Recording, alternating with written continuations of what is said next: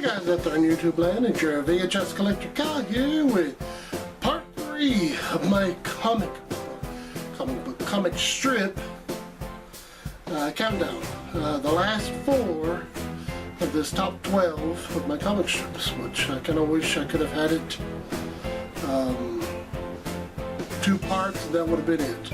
It's screwed up and everything. I had to refilm pretty much the rest of this, so let's get right down to it. And again, I'll have pretty much my list. Alright, number 4, Family Circus. It debuted in the newspapers in 1960. With these pictures I'll be showing, you'll see some of the difference and everything of what they used to look like in the 60s to whatever they look like now. Family Circus, like I said, 1960, created by Bill Keane, and it's B-I-L instead of B-I-L-L, like most people would think. And before he actually started doing Family Circus, he had another comic strip called Chuckle Channel.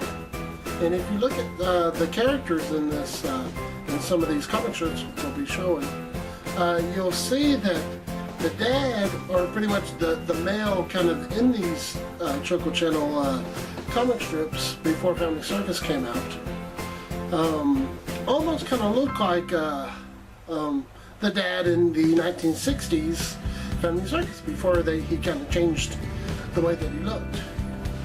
You know, pretty much he's Bill King. He passed away in 2011, November 8th of 2011. His son, Jeff King, pretty much just took over pretty much the family business in a way, making these new Family Circus comic strips. Jeff was actually the inspiration, or pretty much the whole family was an inspiration for Family Circus. So Jeff was actually one of the kids in the Family Circus comic strip, which I think is kind of cool. There was also 3 TV specials that Family Circus did. There was the Valentine's, which was kind of cute and everything. The daughter and everything gives her mom a Valentine's, and I think she ends up making one, but she either forgets it or something. Something happens, you know. And the second one, and I don't know if these are in order the way that I'm naming them off. There was the Easter one, where they pretty much found out that their parents, you know, they think that their parents are the ones that put out the eggs, when actually they do find out that there's a real Easter bunny who puts out these eggs in this special, which I thought was kind of cool. They actually, I think, want to catch the Easter bunny, but they end up either not catching it after all, like it escapes, or it never ever gets captured and all.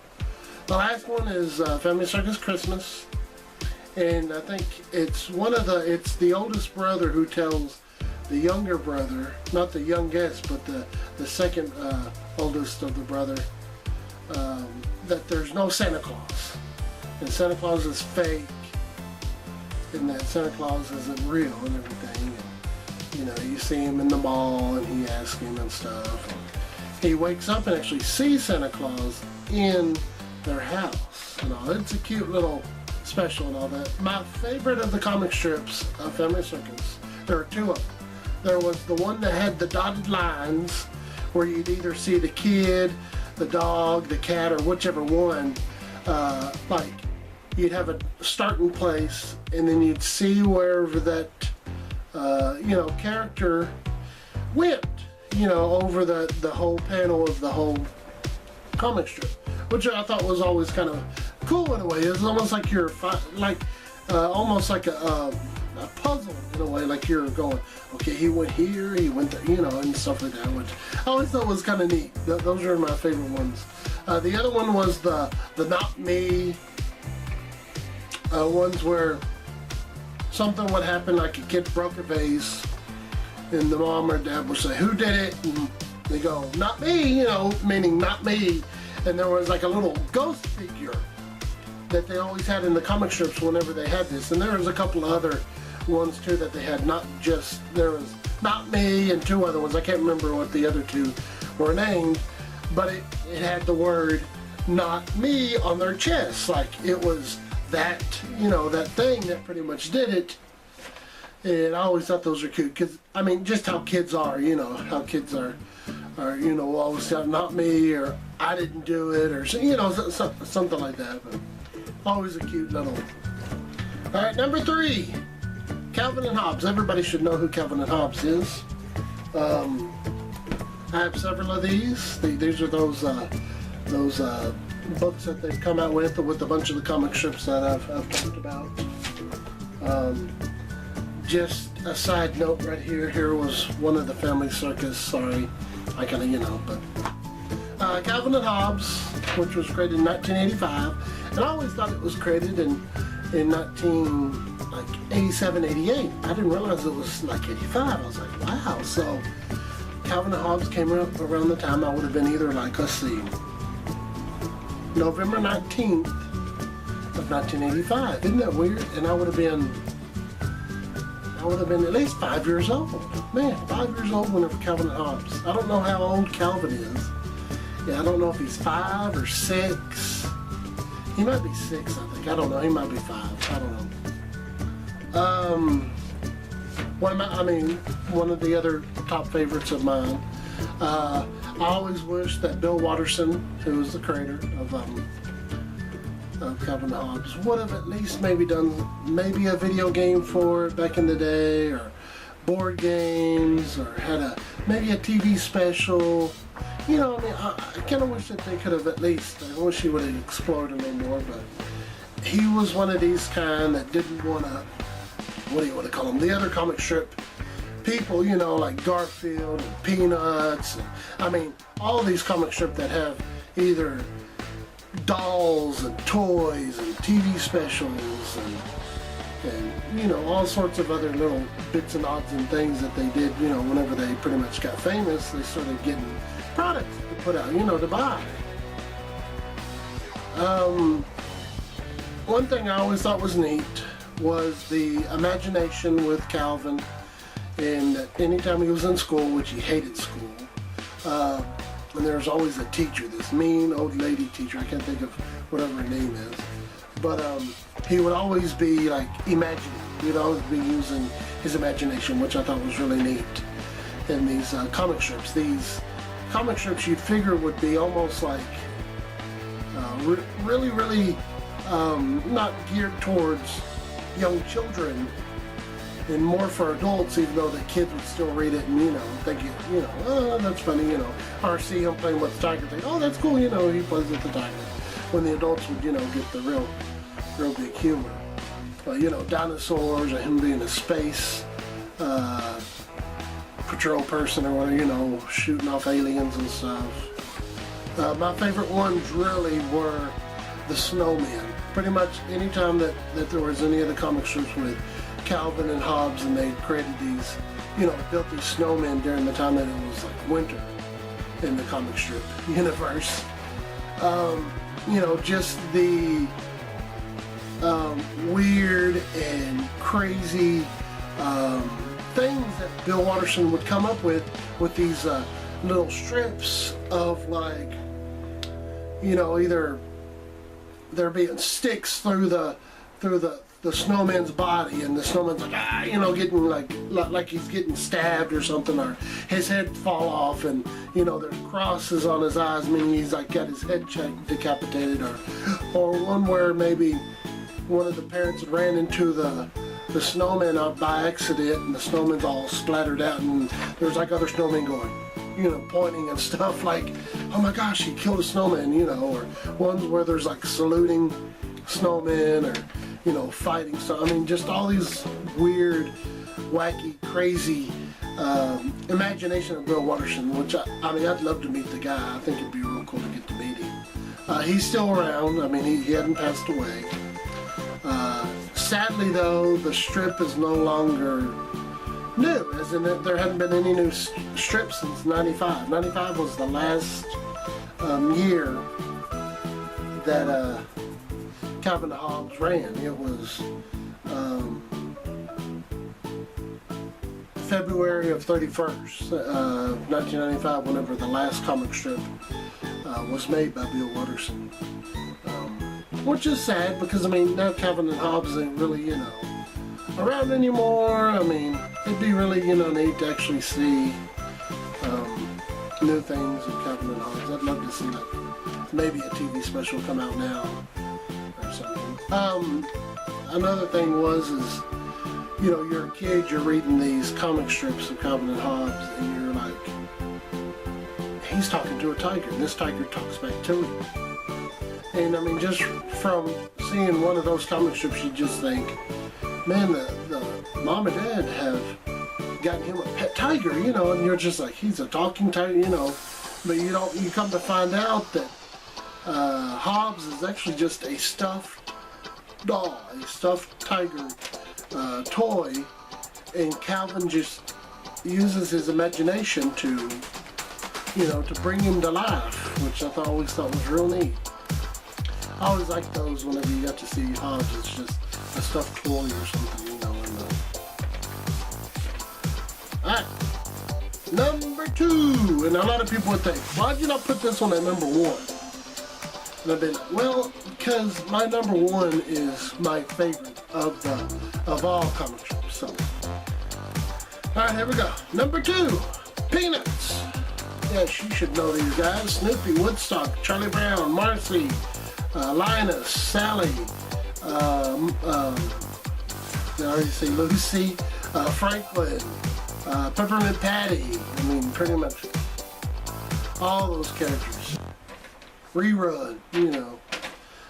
Peanuts has been around since 1950s. Yes, it's no longer new comic strips, as in there's no more, because it ended in 2000. January 3rd of 2000 was whenever the last comic strip came out from Peanuts, which is kind of sad. And I mean, it was before Charles Schulz had passed away,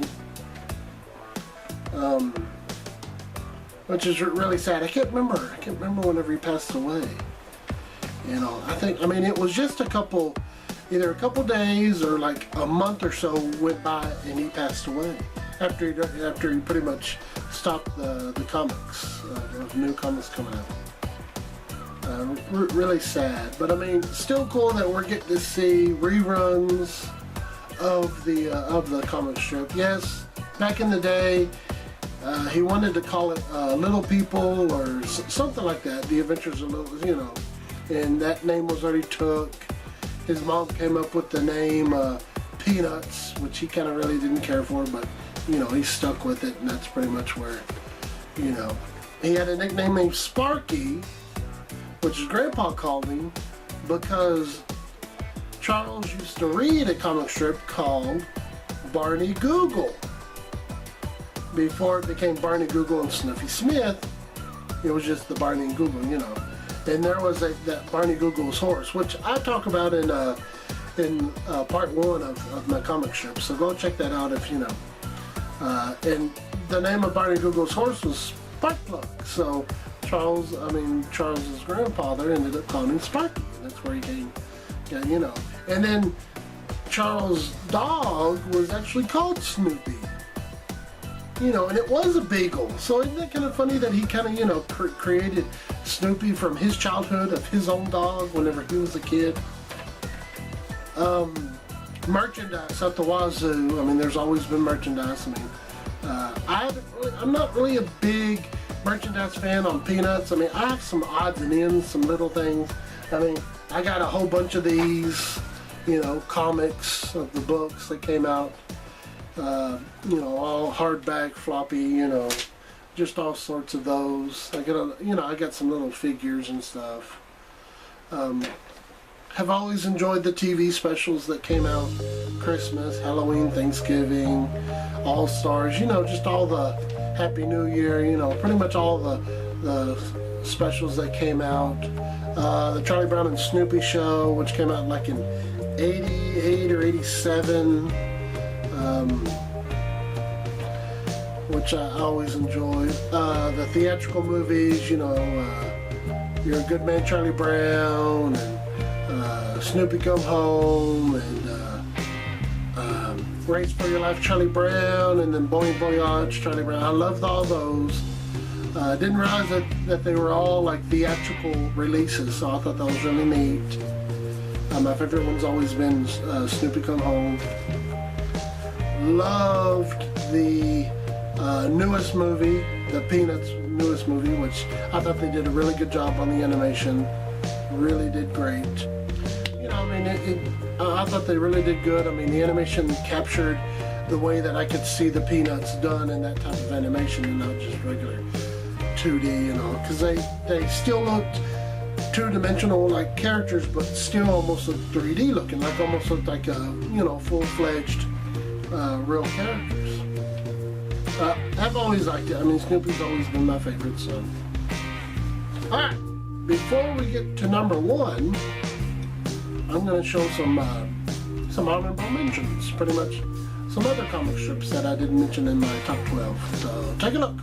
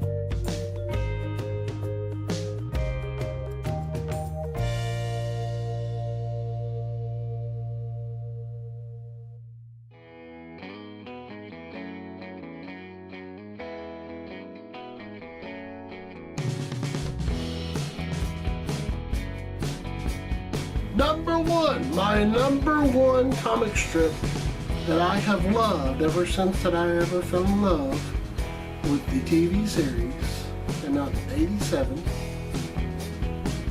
Garfield. I will never, ever, ever get tired of Garfield. And I don't have any of his comic, which I have. I just forgot to grab one whenever I got all these other ones. Kind of made me mad a little bit because I totally forgot to grab one.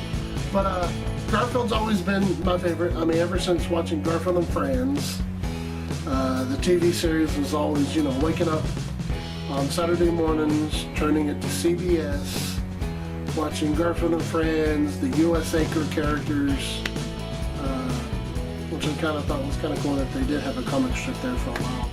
U.S. Acres, the other cartoon that was with the Garfield and Friends. Garfield debuted in 1978, which was a year after my sister was born, which is how I'm always able to remember my sister's birthday, or the year that she was born. She was born before Garfield, which I think is kind of, you know. Jim Davis, I mean, always, you know, always a cool guy. I'd love to meet him. I mean, I'd love to be able to get to meet him, have him sign one of my Garfield books or something, or a picture that he drew. Odie, who used to be owned by John's roommate, Layman, before he disappeared and everything, which you got to see him in that in the Garfield show, the newest Garfield animated show. You know, TV specials. I've always loved all the original, or the older 80s TV specials of Garfield. The later ones were, okay, they were not, you know. I really did enjoy the Garfield movies. A lot of people didn't. I did. I didn't mind them. I mean, I thought the first one was pretty cool. I thought the second one was kind of, you know, kind of neat. It was alright. It wasn't all that great, but I mean, I went and saw both of them in theaters. I thought they were really cool. A lot of people didn't like them.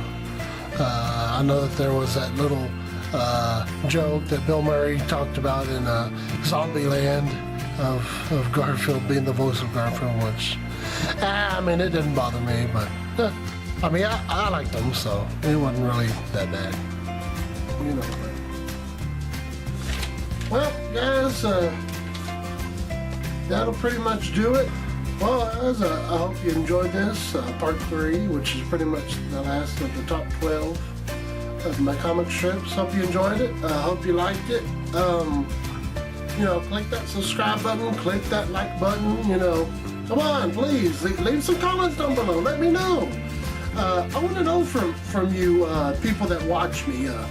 That is, if you've stayed all the way towards the end of this video and haven't gotten bored from my voice and everything else that has come out of my mouth, you know, and putting you to sleep and everything, like I've always said.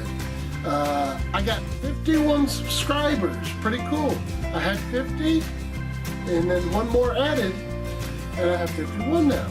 I'm going to try to find something to do to at least kind of celebrate that I got 50 subscribers, or say 51, I should say now. 51 subscribers. I don't know whatever I do. I kind of have an idea of maybe doing the top 50 Hanna-Barbera shows, which would be all sorts of animated shows throughout the year, from the 1960s all the way to about the 1980s, you know, of the ones I picked out. There's more than just, you know, there's several other ones that I didn't pick that would be on the list, if I end up doing it. Stay tuned to, I'll be having another video soon. It'll be my my VHS, DVD, made for DVD haul video that I'm going to do, where I'm going to show the DVDs I bought. A couple of, I think I have like 2 VHSs I've been meaning to put in, and then a couple of my my made for DVDs that I've made, you know, on my own, that I've done videos of that y'all seen. So well, guys, till next time, this is your VHS collector Kyle saying, frogs, bears, chickens, and things, women and men, boys and girls. See how I did that? I mixed it up. I didn't mean to do that on purpose. I mean, on accident. From all over the world, it's your VHS collector Kyle saying, I'll see you next time in my video.